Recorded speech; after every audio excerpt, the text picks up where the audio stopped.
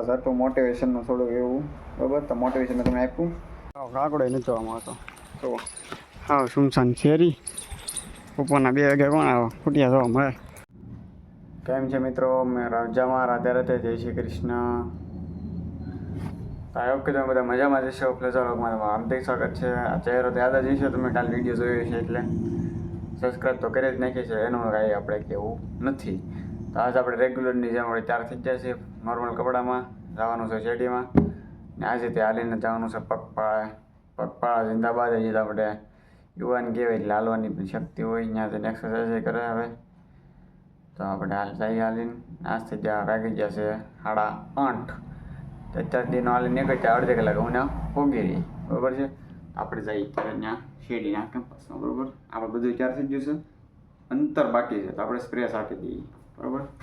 Bye bye.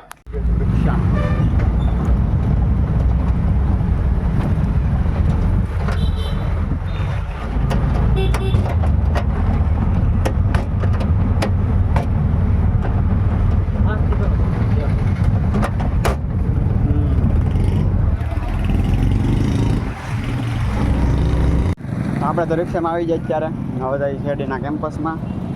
તો અંદર તો કાંઈ વિડીયો ઉતારવા જતા નથી, તો બહાર મેં ઉતારી લીધો.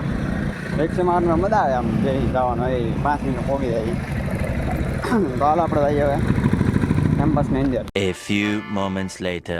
તો આવી ગયો શેરડીનું બધું પૂરું કરીને. આજે તો ટાઈમ મેનેજમેન્ટનો સેમિનાર એ ઘણું પાછળ એની ઉપર આપ્યું હતું. અત્યારે હું જાઉં છું મારા કપડાં લઈને, શિવરા દીધા એના યુનિફોર્મ દીધા હતા આપણે બ્લુ કલરના. એ જાઉં છું લેવાય સીધો ઘરે પેટ પૂજા કરી ખબર છે. ચાલો સીધા જાય આ રોડેથી જાઉં છું ઘરે સીધો. તો મિત્રો હું તો આજ રિક્ષામાં આવ્યો હતું.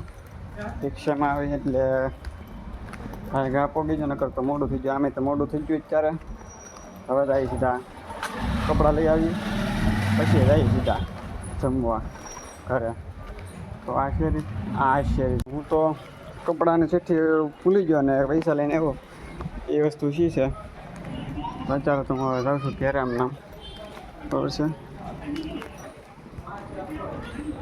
ને હમણાં પાછા આવી આપણે પિનાકને દોસ્તને લેવા જવાનું થાય તો પછી આવશે ને કર નહીં આવી. હવે સીધા ઘરે જઈ, ભૂખે લાગી 2 વાગી ગયા.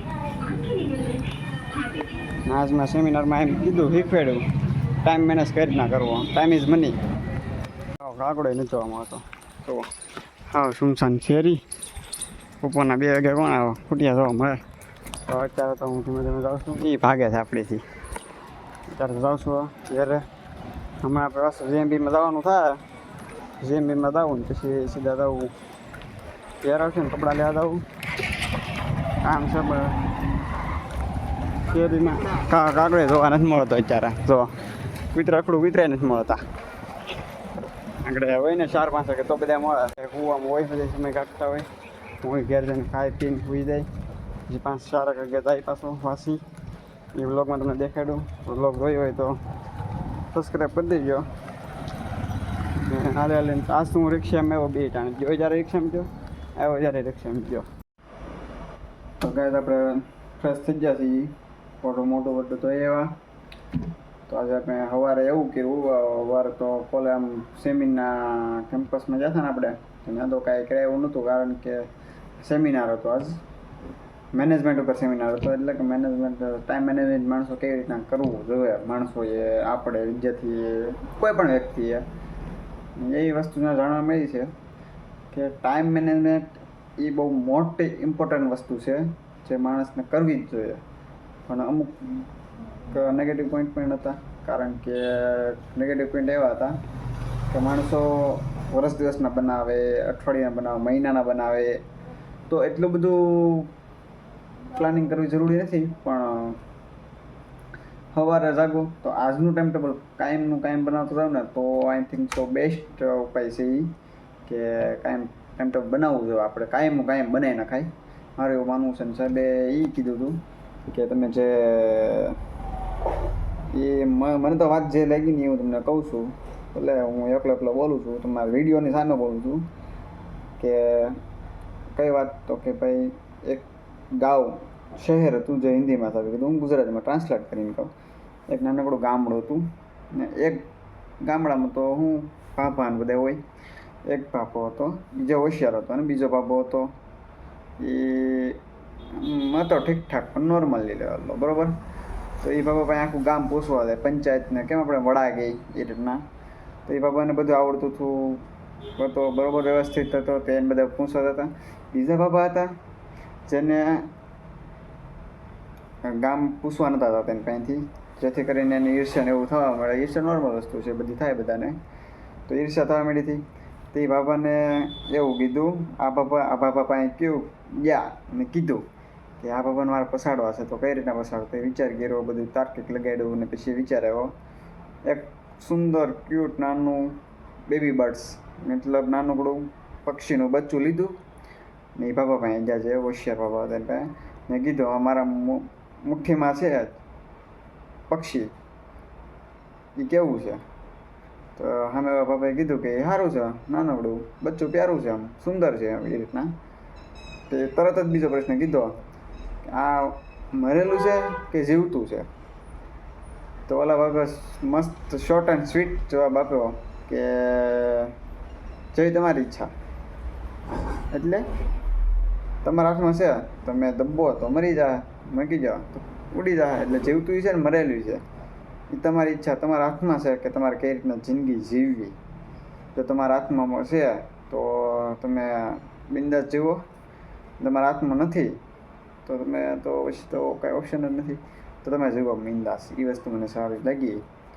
ટુડેનું પ્લાનિંગ કરીને રાખવું. હું તો સવારે લોગ ઉતારવું તો કઈ રીતના કેવો ઉતારવો, તો એમાં તો પ્લાનિંગ વેરવિખેર થઈ જાય છે, પણ છતાં હું મહેનત કરી લઉં છું, બરાબર, ઉતારું છું. તો આવી સ્ટોરી હતી ત્યાં. પછી તો રિક્ષામાં આવ્યા બસ સ્ટેન્ડ ઉતર્યા, હાલીને આવ્યા ઘેર, આવ્યું, ખાધું પીધું, ઉતા બૂટા ફ્રેશ થઈને જોઈ તારો લો વિડીયોની ક્લિપ. મને વિચાર આવ્યો કે હાલો ક્લિપ ઉતારી, તો ઉતારી વાડીએ જવાનો તો ટ્રેક્ટરનો જ વિડીયો હોય, બાકી આવ્યો નહીં. તો આ હતું મોટિવેશનનું થોડુંક એવું, બરાબર. તો મોટિવેશન તમે આપ્યું, મોટિવેશન તરીકે લઈ જાઓ. ને ના વિડીયો ઉતારવા મારું મન હતું, પણ ના સેમિના કેમ્પસમાં મોબાઈલ બધા જમા કરાવવા પડે, તો એક ડબ્બો એમાં મૂકી દેવાનો, પછી કવાય પણ ફોન આવે ઉપડે નહીં, એટલે એવું હતું. એટલે મેં કંઈ વિડીયો ઉતાર્યું નહીં રસ્તામાં. મારે કાંઈ એમ કેટલું તમને દેખાડવું. તો મોટિવેશન આવી સ્ટોરી હતી. ટાઈમ મેનેજમેન્ટ પરફેક્ટ હોવું જોઈએ માણસનું, જેથી કરીને માણસ આગળ વધે. ને એટલે કહું છું કે તમે ટાઈમ મેનેજમેન્ટ કરો, ને લાઈક કરી દેજો, શેર કરી દેજો, સબસ્ક્રાઈબ કરી દેજો. આવા વિડીયો હું તમને દઈ કોલેજથી ને છતાં હું ઘરે ઉતારીને તમને કે આખા દિવસમાં શું મેં કર્યું. તો મારી લાઈફસ્ટાઈલ જોવા માટે નાનકડી ચેનલને સબસ્ક્રાઈબ કરી દેજો, ભવિષ્યમાં કામ આવશે. તો કપડા પગ જોશો પણ બંધ હતું, તો અત્યારે યુનિફોર્મ લઈ આવી, દોસ્તોને ફોન કરી દીધો છે, એ આવે છે. તો ત્યાર પછી શેડીને યુનિફોર્મ લઈ આવી, કેવા શિવા એવા મસ્ત લાગે એવા જોઈએ. હવે કાલ ખબર પડે કે તે આપણે યુનિફોર્મ લઈ આવી, બરોબર છે. તો આપણે કપડાં લઈ આવ્યા છીએ, ખબર છે 600 રૂપિયા કહેતા હતા, 500 ને દીધા, 500 રૂપિયા દીધા મેં. ને હવે આપણે વિડીયો કરી દઈએ એન્ડ. અને આજનો વ્લોગ એ માટે હતો મોટિવેશન ટાઈમ મેનેજમેન્ટની માટે. વ્લોગ તો બહુ મોટો બનાવવાનો હતો, પણ થોડોક આપણે ક્લિપ નાની હોય એટલે બનાવી નાખી, જેથી કરીને તમને મને બોલું બી ન થાય. તો ટાઈમ મેનેજમેન્ટમાં શીખવાનું હતું, એ શીખી લીધું, જાણી લીધું, સમજા. ને ટાઈમ ટેબલ બનાવતા કઈ રીતે મેનેજ કરવો ટાઈમ, એની ઉપર બધો આખો વ્લોગ જ એની ઉપર છે, મોટિવેશનલ સ્પીચ ઉપર.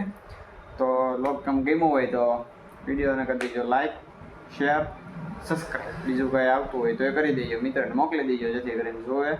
હું છું તમારો મિત્ર ફેઝો વ્લોગ. Okay, bye bye.